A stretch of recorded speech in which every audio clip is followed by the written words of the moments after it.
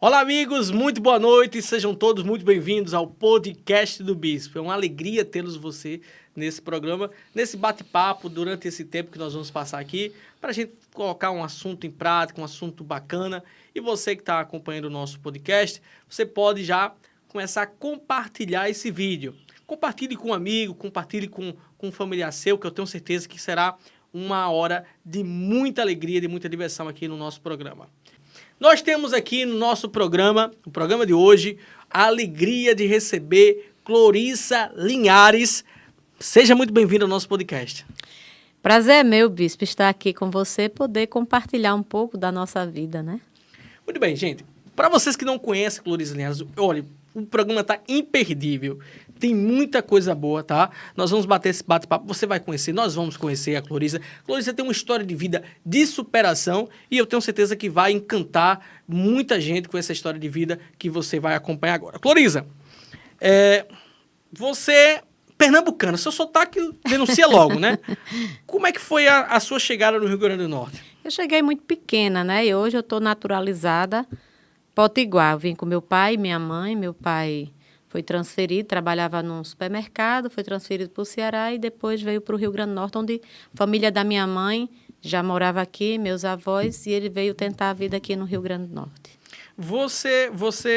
Aí sua infância foi toda em Mossoró. Calorão quente que Mossoró é, né? Morei. Mandar um abraço pro pessoal de Mossoró que também... algumas pessoas entraram em contato comigo do último podcast lá de Mossoró. Um beijo no coração de vocês e eu não tenho inveja nenhuma desse calor de vocês, tá? Mas aí, como é que foi a sua infância lá em Mossoró? Você sai de Recife, muito pequena, não teve tanta ligação com Recife. Como é que foi essa ligação que você teve com Mossoró e a sua infância? Minha infância eu vim morar na Abolição 3, né? Que lá tem um conjuntos habitacionais popular. Estudei a vida toda em escola pública.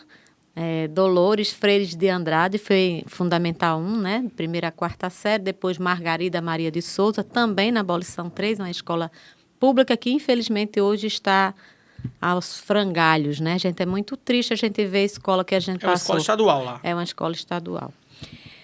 E a gente depois fez o segundo grau lá no Abel Coelho, estadual.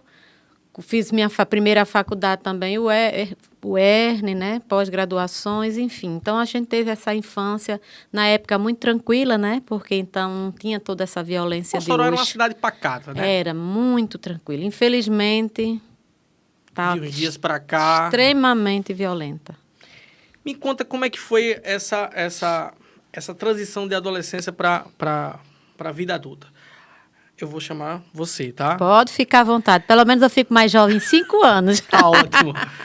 Você, com a sua adolescência em Mossoró, você conheceu a Cristo durante esse inteirinho de tempo.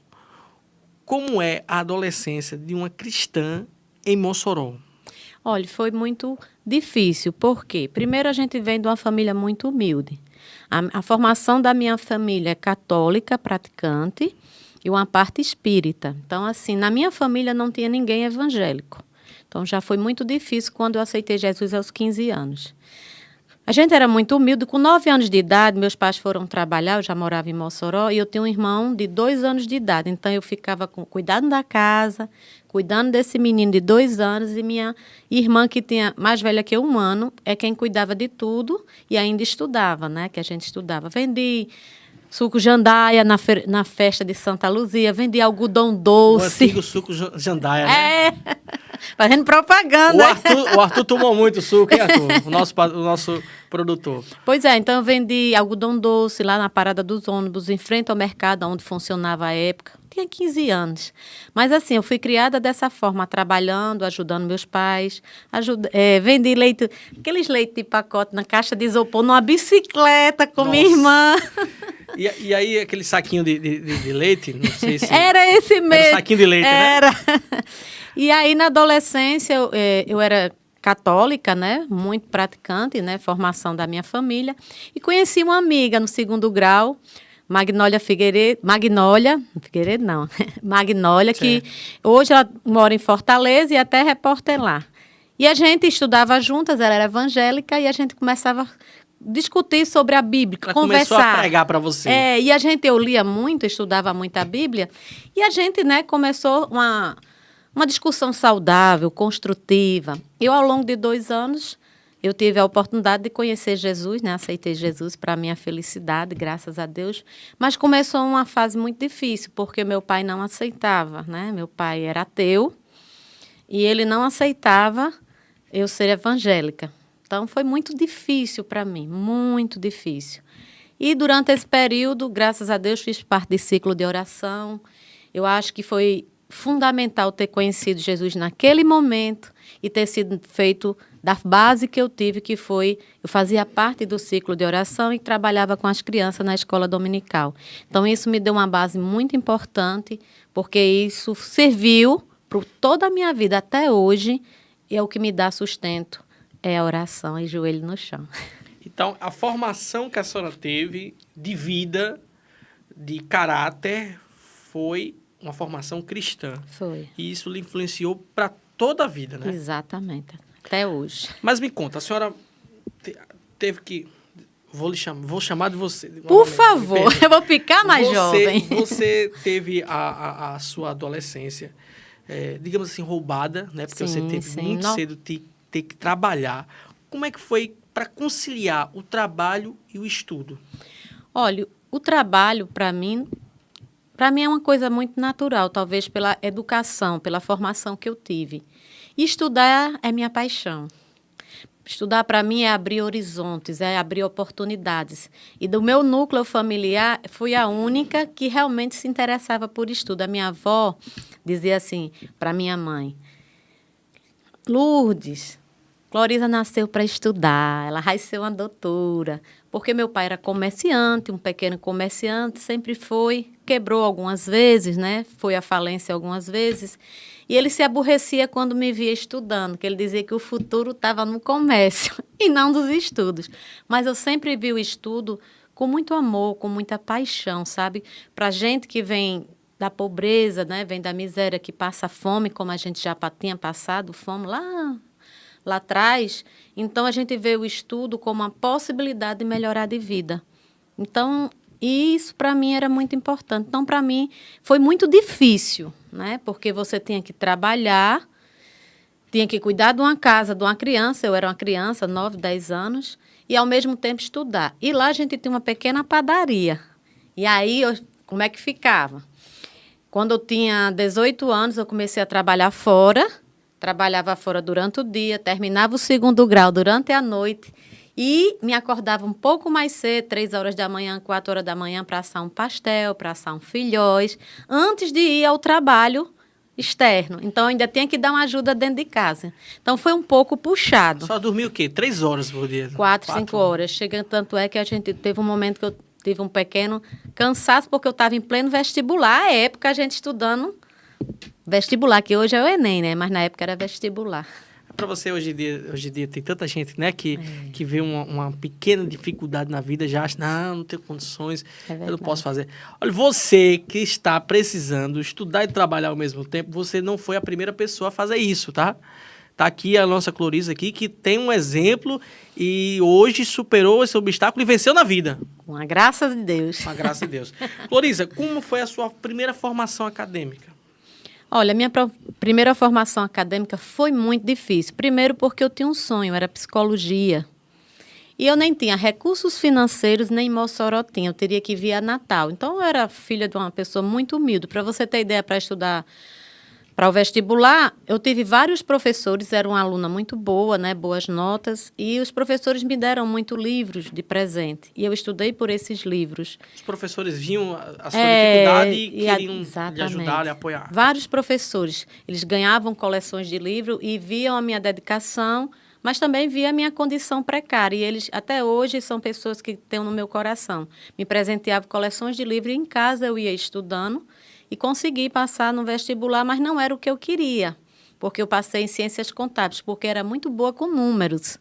não era comum uma mulher ser boa com números, né? Então, química, física, matemática, até biologia, eu era muito boa, tudo que envolvia raciocínio lógico, cálculos. E aí, graças a Deus, fiz contabilidade por uma questão de identidade com os números. Foi o meu primeiro vestibular, passei, graças a Deus, na UERN, né, lá em Mossoró. E cursei minha primeira faculdade, muito jovem ainda. Você entra na UERN, eu acredito que seu pai deve ter também depois... Meu pai, na época, queria que eu fosse continuar o comércio dele. Não queria que saia de perto, não. Deixa ela aqui, tudo ajudando, mais. Tá entendendo? Mas hoje, realmente, ele é super orgulhoso. Hoje eu sou a filha dos olhos dele. Floriza, eu queria perguntar a você o seguinte. Você conhece a sociedade brasileira, como hoje ela é feita, e muita gente acreditou que a educação iria mudar de vida, mudar os rumos do Brasil. Nos últimos 10 anos houve algumas mudanças que surtiram certo efeito, mas que foram deixadas de lado em alguns governos. Para você, qual é o papel da educação na formação de uma sociedade? A educação é tudo. Eu acho que uma transformação social passa primeiramente pela educação. Não existe uma sociedade que viva um bem-estar que não seja bem alicerçada na educação. A educação é o caminho para tudo. André Lapierre, um francês, costuma dizer que investir em escola é, quem sabe, a longo prazo, transformar uma sociedade. E eu compartilho dessa ideia. A educação é a base de tudo. Eu fui professora.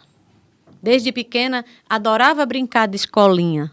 E o meu futuro e a minha vida foi transformada pela educação. Porque todo o tempo eu vivi situações que poderiam não estar hoje onde eu estou. Mas foi a educação que proporcionou tudo isso para mim. Além do mais, a questão de consciência. Porque até para você ser manipulado e enganado, quando você tem conhecimento, é diferente.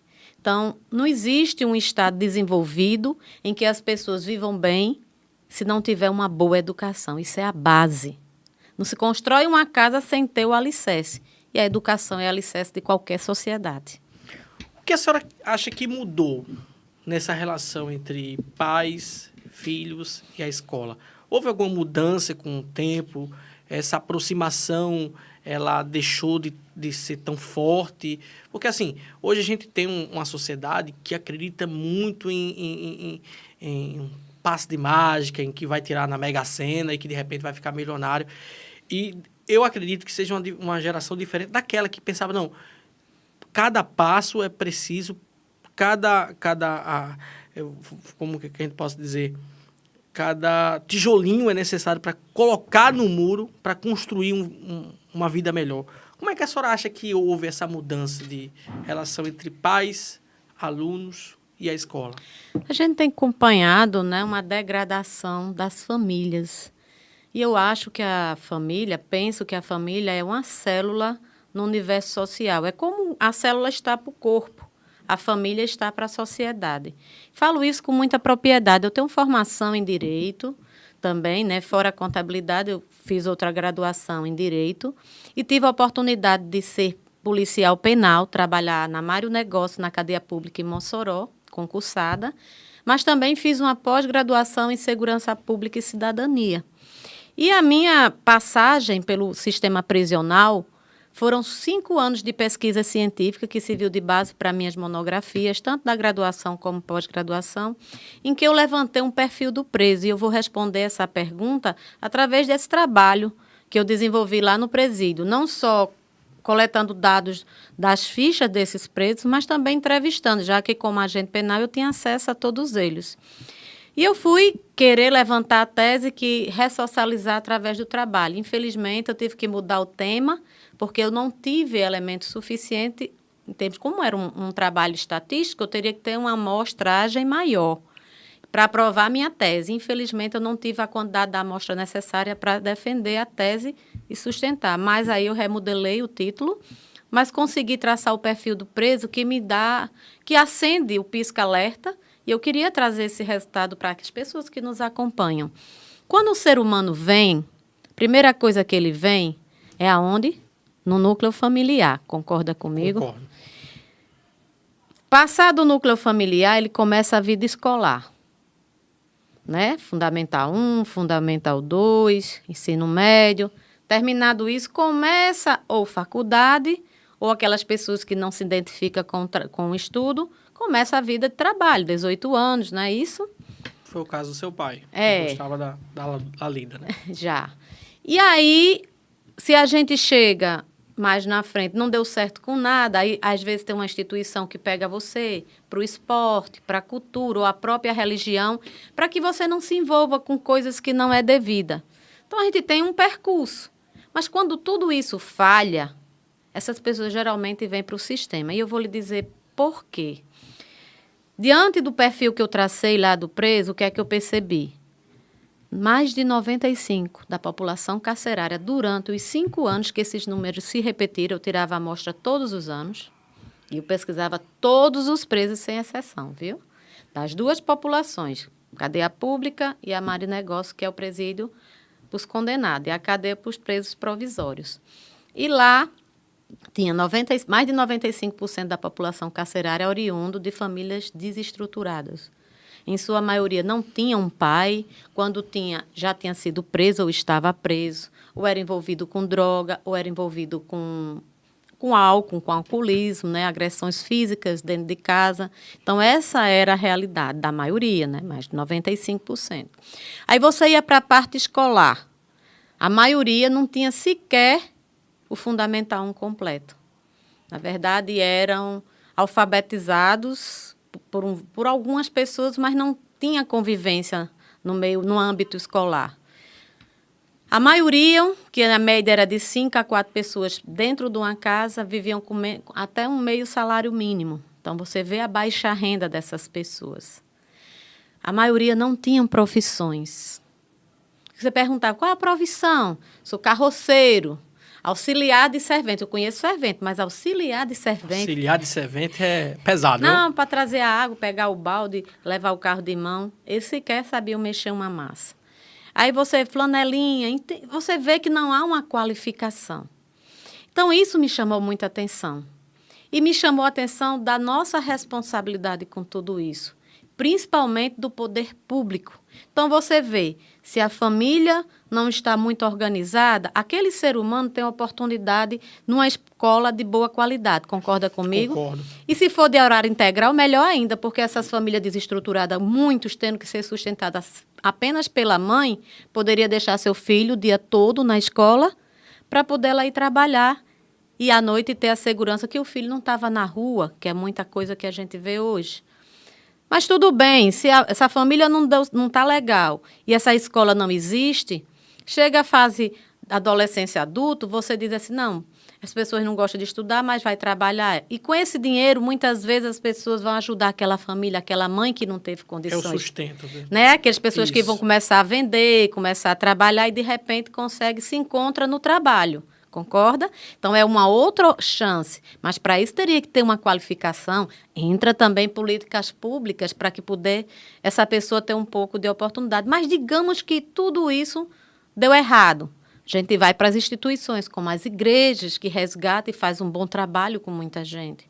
Aí vem a parte social, que algumas ONGs fazem, com esporte, com a própria cultura. Aí, o que é que acontece? Essas instituições sequer também recebem incentivo do poder público. Já fazem isso de forma autônoma, né? Com muita própria, com muita dificuldade. Muita dificuldade. Mas quando tudo isso falha, amigo, aí vai ser preso. E quem paga isso é a sociedade. Porque aquela família destruída, que não tem prisão perpétua, aquele ser humano vai voltar para uma sociedade muito mais violenta. E a gente fica triste. Não existe regeneração dentro do sistema carcerário. Olha, eu passei 5 anos lá e tive a oportunidade de a gente trabalhar e conseguir, né? Na minha época, não tem mais como tinha, mas a gente tinha fábrica de sandália, fábrica de bola, que era Pintando a Liberdade. Era um projeto que a gente tinha lá para ajudar os presos. Tanto eles recebiam como trabalhavam e remia a pena, né? Porque é um benefício que eles têm. Alguma remuneração que pudesse ajudar a família que estava fora, Mas também era uma forma de profissionalizar. Tem a fábrica de vela, fábrica de sandália, tem uma padaria, tem a parte da cozinha, tem a parte de agricultura, que lá, como é uma colônia agrícola, dava para trabalhar com criação também. Tem a Arca das Letras, que era um projeto magnífico, eram mini bibliotecas que iriam para a zona rural. Só quando a gente saiu de lá, esses projetos foram acabando, entendeu? No período que eu estive lá, a gente estava trabalhando neles. É importante demais. Porque as oportunidades que lá eles não tiveram podem ser criadas aqui. Agora, tem que ter um trabalho também de base. Aí volta essa questão da educação. Tem que começar na base. Por que a senhora acha que o Estado não investe nessas políticas públicas de educação dentro dos presídios? Por que falta isso? Não só nos presídios, como fora dos presídios. Porque eles não têm interesse. Qual é o interesse hoje da maioria das pessoas que estão na política? É ter poder e viver bem financeiramente. Eles não conhecem essa realidade. Olhe o nosso cenário atual e veja, pergunte qual dessas pessoas passaram fome, estudaram a vida toda em escola pública. Você vai começando a restringir e vai construindo uma identidade que não é a do povo. Só quem passou fome, só quem viveu em periferia, só quem estudou em escolas públicas e que vive a violência do dia a dia, sabe a realidade que a gente está falando. Então, não há uma identidade, não há um interesse. Quanto mais as pessoas forem vulneráveis, o que é que vai acontecer? Mais vai virar uma moeda fácil de barganha.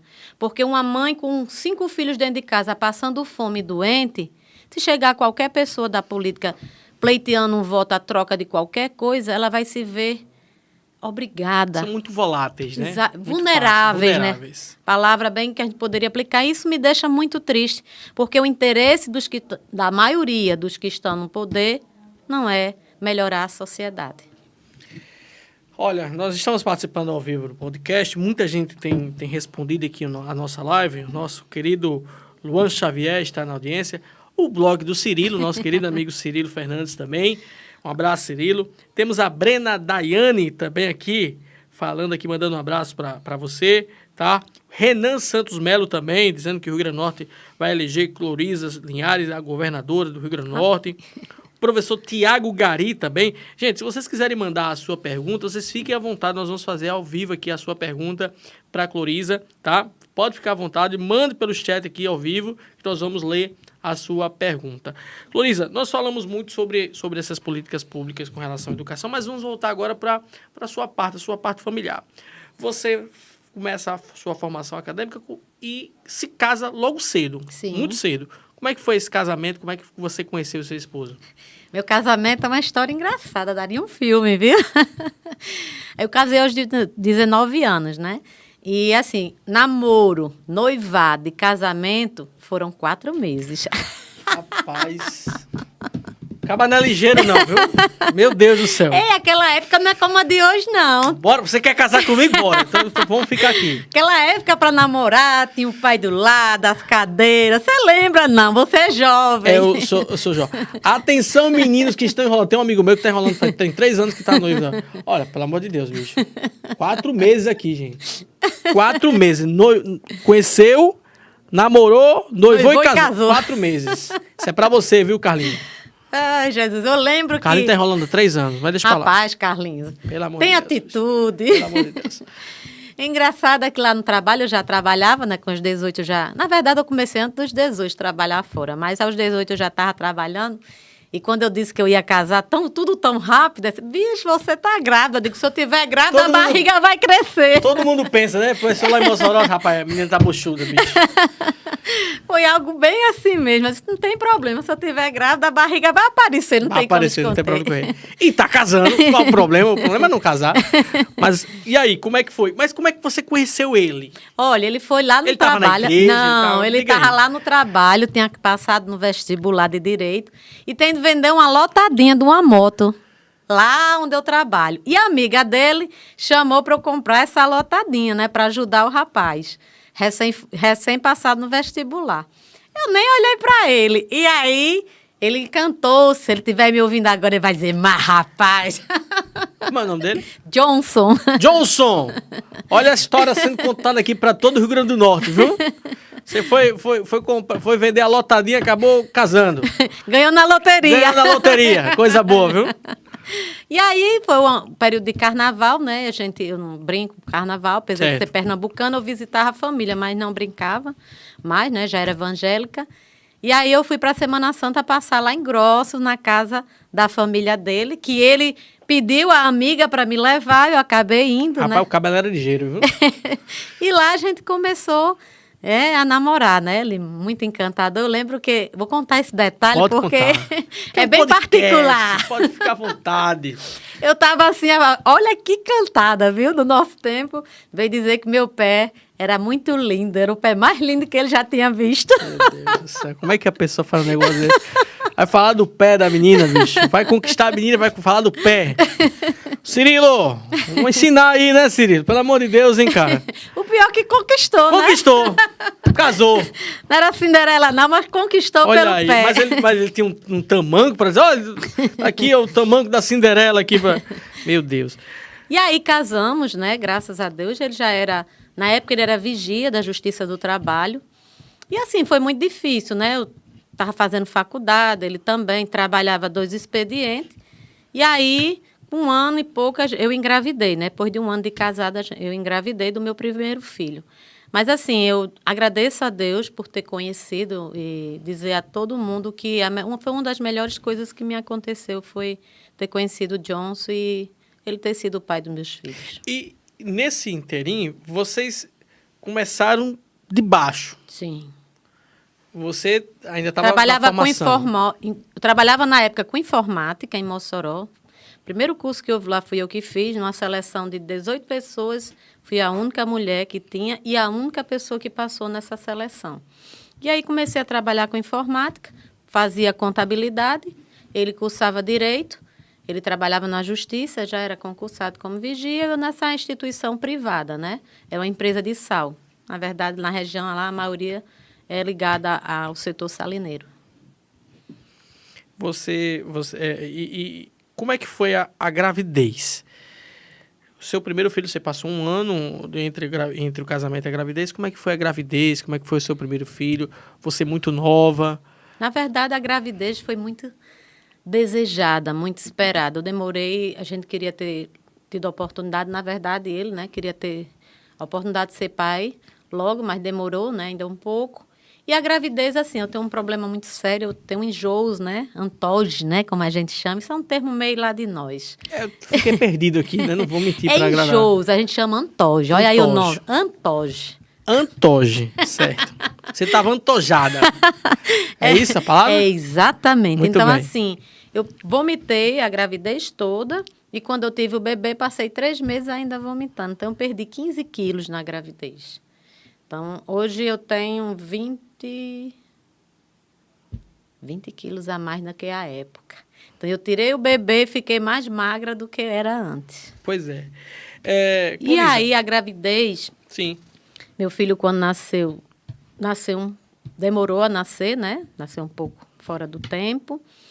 E, a partir de 1 ano de idade, começou os problemas de saúde. E aí eu comecei uma peregrinação, né? Na verdade, com a medicina. Ele teve convulsões, febris. E assim, falar do meu filho é falar de mim, porque eu não seria a mulher que eu sou hoje se Deus não tivesse me presenteado com essa criança. Porque filho é bênção, não é cruz, é bênção. Eu acho que a maior prova de amor é esse amor que até a Bíblia compara, né? Amor de um pai, de uma mãe com um filho. Florisa, o filho é a maior dádiva de Deus, questionável. Mas houve uma questão com seu filho. Houve. Como foi o choque do diagnóstico? Olha, o diagnóstico começou de pedaços. Eu muito jovem, né? Mãe, e com 1 ano e pouco, quando ele estava com 1 ano, 2 meses, eu engravidei novamente. Dessa vez eu estava cuidando. Quando começou o problema de saúde dele, eu já estava grávida novamente. Foi com 1 ano e pouco. E aí eu comecei a ir para médicos. Não, primeiro esse problema. E vários diagnósticos errados. Começou o problema aí. Tratamento errado, diagnóstico errado. Mas, resumindo, o que é que eu tinha nas mãos? Uma criança com QI de 60, para ser considerado débil mental, teria que ter 59. Então, ele era ligeiramente lerdo. Ele tinha TDAH, hiperatividade no mais alto nível, tudo.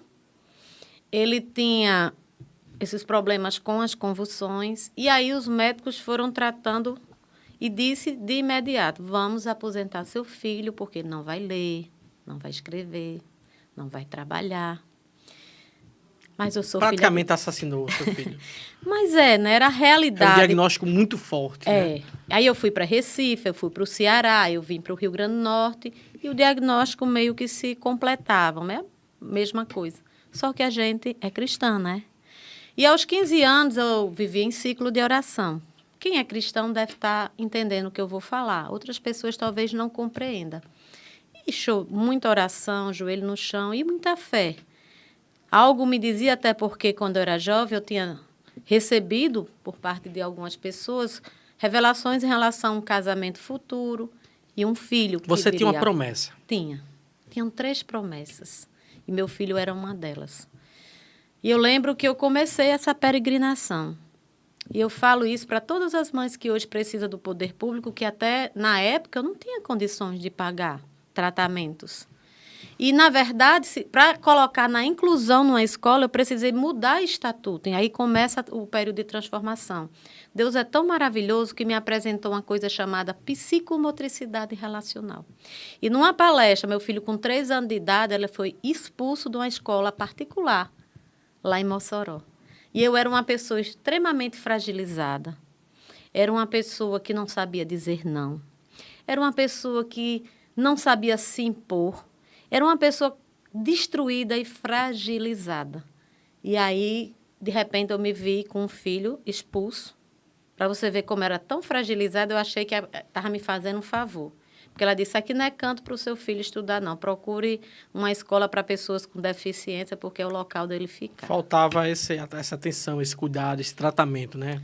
Na verdade, eu estava falando da particular, que eu já podia falar, mas nem na particular não se falava em inclusão naquela época, embora já existisse o ECA, né, que é a lei que resguarda algum direito a essas crianças. É o Estatuto da Criança e Adolescente. Exatamente. E aí, amigo, foi uma peregrinação. Mas aí eu tive a oportunidade de assistir uma palestra sobre a psicomotricidade relacional e Deus tocou meu coração. Disse que era ali que estava o caminho para perseguir. E aí eu me recusei a aposentar meu filho, né? Depois meu marido teve na médica, ela orientou que ele o fizesse também. Mas aí eu comecei essa peregrinação, a trabalhar com a psico, trabalhar com ele. Precisei também fazer uma terapia com a psico, para transformar numa mulher que pudesse falar por essa criança. E ao contrário do que a medicina falava, meu filho terminou o 2º grau, trabalha, tirou carteira de motorista, casou. E para mim ele é um milagre. E os médicos do Sírio-Libanês, que hoje, né, acompanham, porque aos 18 anos ele convulsionou 24 horas sem parar. Uma convulsão após outra. Eu lembro que ele convulsionou 9 horas da manhã de uma sexta-feira. Sábado, 9 horas da manhã, ele estava tendo. Era uma convulsão após outra. Ele estava amarrado numa cama, medicado na UTI da Wilson Rosado, lá em Mossoró. E eu lembro que só ele dizia, mãe, me perdoe que eu lhe dei muito trabalho. E convulsionava. Mãe, eu vou morrer. Fale com seu Deus. E ele convulsionava. E ele realmente tinha sido desenganado. O médico disse, olha, a gente não garante, vamos induzir um coma e não garante seu filho voltar, porque a gente não controla, não consegue. Faz 24 horas e a gente não controla as crises. E naquele momento, eu busquei a Deus lá, perto da UTI, fiz uma oração. Entreguei meu filho, disse, obrigada por ter me entregue, né? E se o senhor vai levar de volta, fique à vontade, mas se der oportunidade, continuarei amando e cuidando dele. E como um passo de mágica, ele começou, dentro da UTI, meu esposo estava com ele, começou a estabilizar. E, de repente, o médico vem e disse, ele começou a estabilizar. Como é que a gente não crê num Deus desse? E aí chega o último diagnóstico, ele teria uma síndrome rara chamada duplo Y. Mas aí meu filho começou a acompanhar em São Paulo e hoje a medicina lá, os médicos que eu acompanho, dizem, seu filho é um milagre. Porque o QI dele hoje, lembra que era de 60? O QI dele hoje é de 85. E hoje ele leva uma vida normal. E aí os médicos lá dizem, vamos escrever sobre ele, para que outras pessoas saibam que existe realmente condições se houver estímulo. Então, a psicomotricidade esteve presente em nossa vida, mas o amor de Deus e a promessa para quem é um cristão está acima de tudo. Glória a Deus. Emocionante essa história. Deus, ele não dá uma cruz maior do que a que a gente pode alcançar, né? Não. Ele não dá de verdade. Ele sabe o que a gente consegue alcançar. Mas aí teve um ponto fundamental nessa história que você contou, que você entregou o seu filho nas mãos de Deus. Foi. Você confiava em Deus, sabia Sim. o seu poder. O poder que ele tinha e que ele tinha lhe dado. O mesmo Deus que lhe deu, poderia tomar. Poderia tomar, exatamente. Mas sobre tudo, sobre o tratamento, sobre as coisas, eu acho que a principal lição que eu tiro dessa história é o amor. Que você não desistiu do seu filho. O médico queria lá aposentar ele. Você disse, não vai aposentar, tem jeito. Eu acredito, eu tenho fé e eu vou procurar uma solução. Exatamente. Aos 11 anos, ele virou para mim, porque ele deu muito trabalho na escola, hiperativo, TDAH. Então, assim, realmente, terminou o 2º grau, mas foi uma criança que eu precisei estar presente. Na escola, falando com os professores, mudei estatuto, falei de inclusão, enfim, fui uma mãe guerreira, uma leoa. Me preparei para isso. E eu lembro que aos 11 anos de idade, ele virou para mim e disse, mãe, desista de mim, eu não tenho jeito, não. E eu disse, meu filho, eu nunca vou desistir de você. Se um dia eu não estiver aqui, ao seu lado, aonde eu estiver, eu estarei cuidando de você, porque de você eu não desisto nunca. Você é um presente de Deus para mim. É o amor vencendo toda. Vamos falar agora também, Clorisa, da ligação pública. Você passa no concurso público, tem uma luta travada de um lado e também uma luta pelo outro, que é a sua formação, que é a sua qualificação. Você é formada em que mais? Eu tenho graduação em contabilidade, meu primeiro curso. O segundo foi direito, em razão já da minha luta, né, defender meu filho. E estou cursando a terceira em psicologia. É meu terceiro curso na UNP hoje. Das 3, qual que você mais gosta? Psicologia. Tem pra onde correr, não, né? E aí você além disso... Mas tem as pós-graduações. Sim, não é tem as só... pós-graduações, muito bem. A pós-graduação, a primeira foi em contabilidade gerencial, também na UERN. Tive segurança pública e cidadania, também na UERN. E tive direito público. Tive também direito de família e sucessões. Psicomotricidade relacional, né, que também é uma pós, eu me qualifiquei na metodologia. E gestão pública, por último. Foram 6 pós-graduações. Eu acho que eu não esqueci nenhuma, É uma mulher preparada, viu? Mulher preparada. Clorisa, você... E passei no concurso público para... Meu Deus, você não vai ter mais tempo dentro do programa. Trabalhei 9 anos em empresa privada. Certo. Fui policial penal e hoje servidora do Tribunal de Justiça. Há 18 anos. Há 18 anos. Como é que foi a sua entrada na vida pública? A entrada na vida pública parece piada. Meu marido sempre, desde 92, envolvida com política. Eu era aquela pessoa revoltada com política. Houve um momento que eu disse a ele, ou você escolhe a política ou eu. Você queria distância. A gente se separa, saia da política, mas enfim. Em 2016... ele estava candidato a vereador na Cidade Grossa, a cidade natal dele, em que a gente tem residência e também mora, né, entre Mossoró e Grossos. E lá, faltava 20 dias para a campanha, eu estava até em Fortaleza com o meu filho, e ele me liga dizendo que a candidatura dele foi impugnada, faltando 20 dias. Meu Deus. Ele é delegado de Polícia Civil, era para se afastar 6 meses, se afastou 3. E aí, eu briguei pro telefone, bota seu pai, seu irmão, enfim, mas eu não vou. Resolva, não me bote nisso, não. Você sabe que eu não gosto disso. Só que no caminho, gosto de números, eu fui fazer um cálculo rápido, né? Veio na minha cabeça. eu vou fazer uma proposta para ele. A gente não trabalha comprando voto, a gente faz uma política limpa, é no meio da rua com microfone, era a forma de trabalhar, por isso sempre perdia. O pessoal não me conhecia, porque eu nunca participei, nunca esteve na rua, nunca estive envolvido em comício, essas coisas. Na linha de frente de uma campanha. Nunca gostei, nunca estava na frente. E faltavam 20 dias da campanha, né? Então, a probabilidade numa cidade do interior de uma pessoa ganhar essa, não existe. É zero. Você foi para ser derrotada. Exatamente. Aí eu cheguei para ele e fiz a proposta.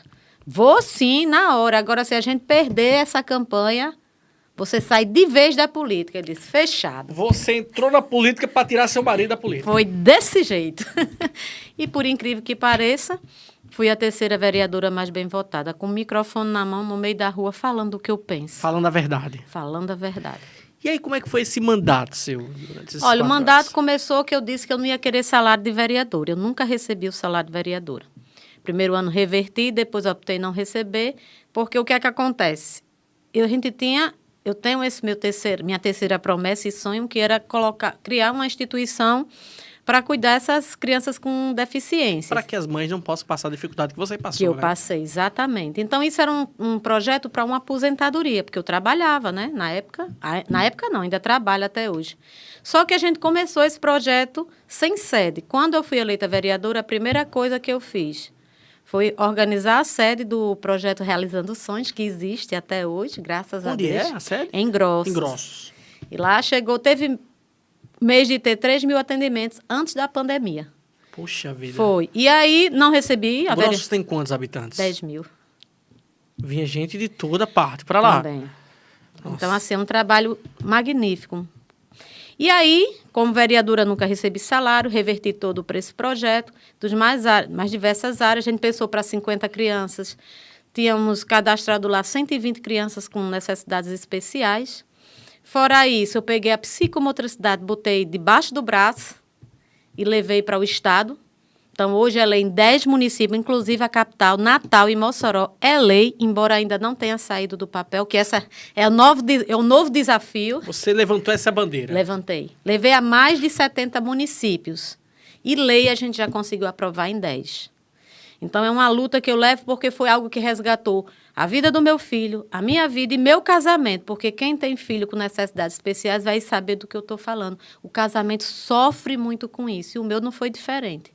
Mas Deus é tão maravilhoso que até nisso nos ajudou. E aí, como vereadora com 6 meses de mandato, já recebi um convite à época para ser pré-candidata a governo. Caminhei 1 ano e quando foi para lançar a candidatura, infelizmente puxaram o tapete e não permitiram. E aqui estou eu novamente. Mais uma vez fizeram um convite, relutei 3 meses para não ser a pré-candidata, mas... avaliando o quadro e me perguntando, em quem eu vou votar? Nessas pessoas que estão aí, que deixaram o nosso estado como está agora? Eu preciso de coisas diferentes, pessoas que falem o meu linguajar. E como eu não vi uma pessoa ainda com essa condição, né, com esse amor para o povo e com a vontade de fazer e com competência para fazer, me coloquei à disposição como pré-candidata a governo. Essa é uma pequena parte da minha história. Poxa vida, né? Ela entra na política para tirar o esposo, gostou da política, viu que a política é uma ferramenta de mudança de vida das pessoas, né? Colocou essa bandeira, que a senhora tem, essa bandeira especial, porque você viu que deu certo para seu filho. Minha família, para sua família, né? E você acha que, assim, pronto, hoje você tem ideia de quantas pessoas sofrem por esse mal aqui no Rio Grande do Norte, Olha, hoje... com essa dificuldade? Hoje não só essa, mas assim, é uma síndrome raríssima no caso dele. Mas hoje você tem um TDAH, hiperatividade, déficit de atenção, dificuldade de concentração. Isso aí nem se calcula, a cada 10, mais de 6. Aí vem falar do autismo, né? Aí você imagine, a grande angústia e preocupação de todos os pais que amam seus filhos é como vai ficar essas crianças, esses adultos, futuros adultos, depois que a gente não estiver aqui. Por isso, tanta luta por parte dessas pessoas hoje para ter alguns direitos garantidos por essas crianças que futuros adultos, porque a sociedade ela é muito cruel. Você já não tem nenhum problema de saúde e você já tem todo um percurso para ser feito com muita dificuldade, imagine quem tem deficiência. É toda uma romaria, né, para você Exato. conseguir atendimento. Fora os preconceitos, a parte de bullying, que isso aí é outra, já daria um podcast. Mas hoje houve uma mudança com relação à escola, né? Já. Hoje a gente já... Uma inclusão maior. Hoje já existe a inclusão. Os professores já estão mais preparados, não precisa que a gente fale ou traga. Então, hoje já existem direitos garantidos, mas isso são frutos de lutas de pais, de mães e de alguns políticos que levantaram essa bandeira, é claro. E por isso que é necessário que cada vez mais homens e mulheres de bem se coloquem à disposição, não só reclamem. Não adianta chamar que todos os políticos são ladrões, porque a única maneira que a gente tem ferramenta para realmente transformar tudo isso que a gente quer em políticas públicas é através da política. Então, é necessário que essas pessoas que hoje criticam, se sentam e simplesmente só criticam, seja agente da mudança. Cada um da sua forma, dando a sua contribuição. Se você não tem condições hoje, não tem coragem de chegar e dizer que é candidato ou pré-candidato, Deus me livre de eu entrar nisso. Pelo menos vá lá e faça seu papel de cidadão, vote e escolha com responsabilidade, porque é o mínimo que a gente pode fazer. Porque amanhã, se não tiver a estrada, amanhã, se não tiver um médico, amanhã, se não tiver um policial, se amanhã não tiver uma escola de qualidade, a responsabilidade é nossa. Que a gente colocou essas pessoas aí. Não é golpe, não. Essas pessoas são eleitas através do voto. Então, é necessário que a gente faça a nossa parte.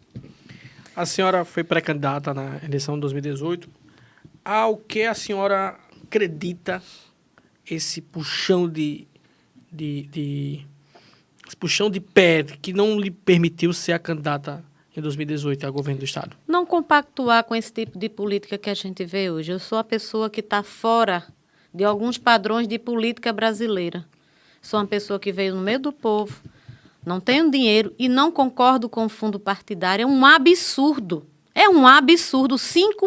Quase 6 bilhões que deveria estar sendo investido no povo, nos mais diversos segmentos, está bancando campanha política para as pessoas que não têm dinheiro, que não precisam. Quer fazer política? Bota o pé no chão. Vá para o meio da rua. Fale do que você tem para oferecer enquanto político. Precisa de trabalho, coragem e honestidade. E aí eu não estou dentro dos padrões que a política hoje tem. Então, é muito complicado, né? Porque aqui não tem história disso ou daquilo para negociar. Não, aqui tem ideologia. A gente sabe porque a gente quer mudança. Quem quer mudança não compactua com certas coisas. Gloriza, você rodou o Nordeste conhecendo os recursos naturais, as coisas as coisas que poderiam alavancar a economia do Nordeste. Qual é a sua avaliação com relação a esses recursos aqui no Estado? Olha, o Estado do Rio Grande do Norte, em relação ao Nordeste, é um dos mais ricos em recursos naturais. Digo isso com propriedade. Eu andei realmente o Nordeste todo. A gente foi de carro até a Bahia, pelo litoral, e voltou por dentro do sertão, né? Só faltou o Maranhão, que a gente está previsão agora para visitar também. E o que é que eu percebo? O Rio Grande do Norte, eu vou falar só de riquezas naturais, mas existem outros tipos de riquezas que podem ser fomentadas. A gente tem o vento, a energia eólica, né? Hoje o Rio Grande do Norte, cerca de 60% da produção de eólica no Brasil todo é do Rio Grande do Norte. Nós temos a solar, também, um dos maiores produtores aqui. Nós temos a parte de litoral belíssimo e diversificado. Por que eu digo diversificado?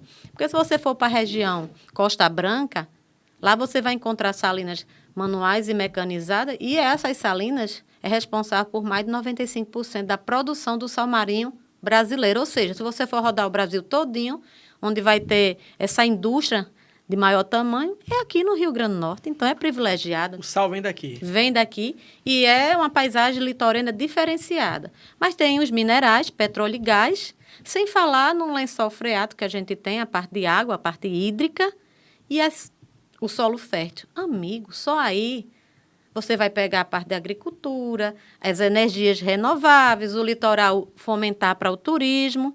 Mas o que é que a gente vê? Um estado sendo encolhido, esmagado por 2 estados vizinhos, como a Paraíba e o Ceará, que só evolui, se desenvolve e a gente retrocede. Por quê?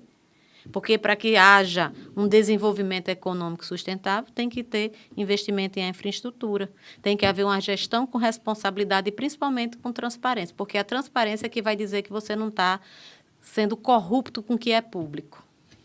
Você, como cristã, qual é a avaliação que você faz do governo Fátima? Eu vejo a gente perseguido nesse governo, lamentavelmente. Se você observar esse período pandêmico, ficou muito claro.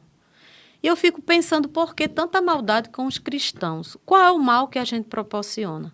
Se você for pegar um evento público feito pelos cristãos, quando termina esse evento, você não vê ninguém para o hospital, porque está passando mal, porque bebeu demais ou aquilo. Você não vê brigas no meio da rua, que o policiamento tem que ser reforçado.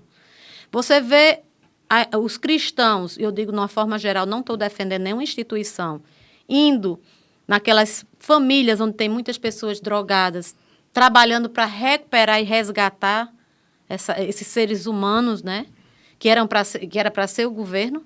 E eu ainda vejo essas instituições dando esperança num período que a gente vive, a mal do século hoje é a depressão, problemas de ordem emocional. Mas até isso, as igrejas, na forma geral, traz uma esperança porque Deus faz isso, né, através da palavra.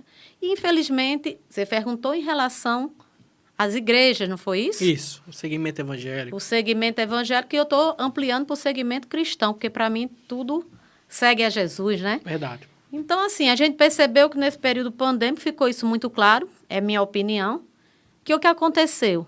Começou-se, o último segmento, a permissão para ser aberto, foi a casa de Deus, onde as pessoas iriam buscar conforto. Aí você vê um alto número de suicídio, depressão, as farmácias se multiplicaram, não é isso?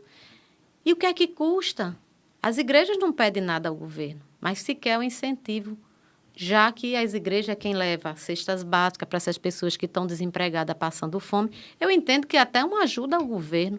Não haveria necessidade. A ausência do Exato. Estado, né? Então, assim, a igreja exerce um papel complementar naquilo que o Estado não faz. Isso. E aí sofre tanta perseguição. Foi assim que eu me senti como cristã, querendo ir à igreja, buscar força, buscar esperança e não ter, e não poder, por achar que aquilo não pode. Enquanto isso, a gente vê outros ambientes serem liberados.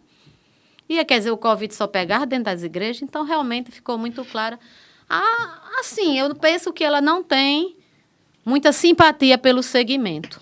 Florisa, você não faz parte de uma família tradicional da política aqui no Estado. Como é a dificuldade de fazer política num Estado tão coronelismo ainda, com aquela coisa muito arcaica? Como é essa questão dessa dificuldade ainda? Estão me chamando aí da doidinha de grosso, né? Algumas pessoas. Estão me chamando de doida, né? Porque quando você vê uma pessoa saindo de onde saiu, com tudo isso, né? Sem nome, sem dinheiro, sem condições.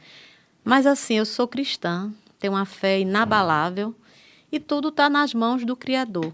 No dia que me disseram que meu filho não ia ter uma vida normal, eu acreditei, lutei, ele vai fazer 30 anos agora e está aí para contar a história. Então, por que não? Por que não podemos ter um governo de uma pessoa que venha do povo, uma pessoa que acredita em Deus, uma pessoa que tenha várias qualificações, dentre elas, direito, contabilidade, gestão pública, psicologia, psicomotricidade relacional, fora um vasto conhecimento. Já fui professora também. Professora, mas eu tinha alunos no Eliseu Viana, lá em Mossoró. Para quem quiser saber, é só ir lá perguntar e deve ter meu nome lá. Então, assim, gente, por que não? Se o voto depende do cidadão. Então, eu acho que depende da consciência das pessoas. Tudo é possível. Agora, seria mais difícil se eu não fosse pré-candidata. Aí ficaria difícil. É como jogar na loteria. Como é que eu vou ganhar se eu não jogo? Então, tudo é possível para aquele que a gente crê. Eu sirvo a um Deus do impossível. Então, difícil? Demais. É uma guerra entre gigantes. Porque o que me resta é o quê? Saliva, pé no chão e o acolhimento das pessoas que aonde eu vou tem sempre uma porta e um abraço para me dar. Então, é isso que me fortalece, é isso que me abastece. E eu tenho fé em Deus, que se for da vontade dele, o Rio Grande do Norte vai se transformar pelas mãos do povo. Um governante E um político é apenas uma ferramenta para essa transformação. Mas quem faz a transformação é o povo, através do voto. É a fé que lhe move. É. Né? Por isso que a gente vem fazendo a Caravana da Fé. Caravana da Fé. Voltar mais uma vez para a sua vida familiar. Como foi a conversão do seu esposo? Foi outra promessa, né? Durante a minha vida, assim que meu filho começou os problemas, que eu comecei a peregrinar, né, na parte de médico e hospitais, porque isso foi grande parte da minha vida, o nosso casamento começou a sofrer abalos, né? E aí meu marido, né, muito ausente de casa, se envolveu com outras mulheres, teve outros filhos, enfim. Mas Deus é maravilhoso e quem tem promessa se cumpre. Glória a Deus. Glória a Deus. Inclusive, ele tinha raiva de crente. Sabe aquele povo que crente isso, crente aquilo, né? Ele cristão. Tinha um preconceito com o cristão, né? Não, cristão não, porque ele era católico. Sim. Mas com evangélico. Com crente. É, com crente. Não tem aquele negócio, Sempre né? tem, né? Sempre tem. E aí, ele, graças a Deus, como a gente tem promessa, as coisas acontecem. Passei por muita coisa, não desisti do meu casamento. Orei, chorei, joelho no chão, jejum e oração. E aí, para minha surpresa, um certo dia, né, quando a gente estava caminhando para uma separação, ele virou para mim e disse: eu estou mais apaixonado do que antes por você. A oração fez efeito. E nesse processo a gente resgatou o nosso casamento. E hoje a gente vive como casal de namorado. Nunca vivi tão romântico e tão feliz como eu vivo agora. 30 anos de casado. Então, assim, te amo, Johnson.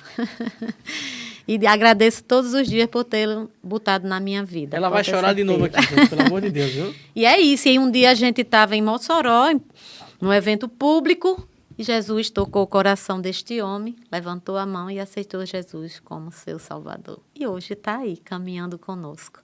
E louvando a Jesus, estudando, e está sendo um homem transformado, porque só quem transforma é Deus. Sua vida é um verdadeiro milagre. É. Né? Você tem uma intimidade com o milagre. O milagre vive dentro da sua casa. Como a sua fé, ela pode influenciar nessa mudança que o Estado precisa, você ganhando o governo do Estado? A mudança, primeiro para mudar, a gente tem que querer, não é verdade? Porque não adianta você ter um conhecimento, mas no seu coração não existe esse desejo de transformar. Ao longo da minha vida, quando eu paro e olho para trás, eu percebo que Deus me preparou para alguma coisa. E aonde eu for, independente de ser ocupando um cargo público ou não, Cloriza vai estar sempre plantando sementes. A psicomotricidade é um resultado. O resultado da vida do meu filho, que vai ser escrito, né, pelos esses médicos que pedem, também é uma semente. O realizando sonhos, que foi idealizado por nós, começado por nós, é essa semente. E no governo do Estado não vai poder ser diferente. Porque se um dia Deus permitir a gente chegar lá, com certeza, tudo isso que a gente aprendeu, a gente vai para trazer de uma forma mais ampliada. O pessoal diz, é muito fácil. Não, veja a Cloriza. Cloriza, quando não era ninguém, sempre teve trabalhos sociais. Ajudava de 10 a 20 pessoas. Quando foi vereadora, no mês chegou a ajudar cerca de 3.000 pessoas. Cloriza, como governadora, não tem limites. Tá aí. Essas são as palavras de Cloriza Linhares. Gente, nós estamos chegando já quase ao nosso final do nosso programa e dizer da nossa alegria de recebê-la aqui, dizer que eu como evangélico, eu como cristão, estou muito feliz de ter alguém com a minha fé, com a fé num Deus vivo, num Criador aqui conosco, contando um testemunho maravilhoso. Eu acho que você precisa contar mais esse testemunho, porque, como eu disse no início do nosso programa, por trás de cada pessoa sempre existe uma grande história. Ninguém chega a nenhum lugar do nada. É verdade. Né? Você construiu uma vida com muita luta, com muita dificuldade desde a sua infância. Então, hoje o que você tem hoje é o resultado do desafio que você conseguiu alcançar há 10 anos atrás, há 20 anos atrás, há 30 anos atrás. Os próximos desafios para você, 2022, como será? 2022 será a continuação dos sonhos, né? Tem esse desafio de ampliar e ajudar essa população sofrida a desenvolver nosso estado, que eu não vejo dificuldade. A gente já tem todas as ferramentas, que é a riqueza que Deus nos deu. Até a localização é privilegiada, próximo da Europa. Mas os grandes cruzeiros vão lá para a Bahia, para você pegar, porque aqui não ancora por causa de uma pedra. Enfim, a gente tem tecnologia, né? Pelo amor de Deus. Está faltando é gestão. Mas também, fora isso, a gente vai continuar ampliando a bandeira da psicomotricidade. Estamos organizando um fórum aqui em Natal. Com a graça de Deus, vai ser permitido para ampliar o conhecimento das pessoas, mas também tem um Realizando Sonhos que já começa na modalidade itinerante. Sai das barreiras de Grossos e vai para todo o estado do Rio Grande do Norte. Isso significa sonhos. E quem sabe, faz. Não fica prometendo, não. Gloriza é isso, é realizações. Agora, deixar sua mensagem final. Nosso programa está encerrando. Queria que você deixasse uma mensagem para o norte rio-grandense, uma mensagem de esperança para o povo potiguar. Agradecer o espaço, Bispo, parabenizar pelo programa, assim, pelo podcast, né? Muito feliz essa participação. E dizer ao povo rio-grandense que precisamos ser exemplos. Eu acho que a maior riqueza, a maior herança que a gente deixa para quem amamos são os exemplos, né? Então, o que é exemplos? Exemplos é um caminho que a gente abre, é como se fosse uma mata fechada. A gente abre aquele caminho não para a gente passar, mas para aquelas pessoas que amamos ter um caminho, uma direção para seguir. E é isso que eu deixo para os meus descendentes, para minha filha, para o meu filho, principalmente para minha netinha, já sua avó, e dizer a eles que eles possam lembrar, quando eu não mais estiver aqui, pela pessoa que eu construí. E que o Rio Grande do Norte possa entender que a gente pode mudar tudo isso. Cada cidadão. Todo mundo é igual a todo mundo quando está na urna. Não existe um voto que vale mais do que o outro. Todo voto tem o mesmo valor. E vai ser essa soma de esperança na mudança que vai transformar nosso estado. Não existe super-herói. O grande super-herói é esse povo sofrido. Ter coragem de dizer um basta a esses coronéis que deixam a gente na miséria. Uma boa noite, que Jesus toque o coração de cada um e cubra de bênçãos. Que bênção, né? Que mensagem maravilhosa. Gente, eu quero agradecer a vocês pela sua audiência, a Clarissa que recebeu o convite. Olha, e dizer que vocês podem acompanhar este programa a qualquer momento. Esse programa, na íntegra, vai estar no YouTube. Então, qualquer momento que você quiser compartilhar para alguém, você pode compartilhar que esse programa vai estar disponível.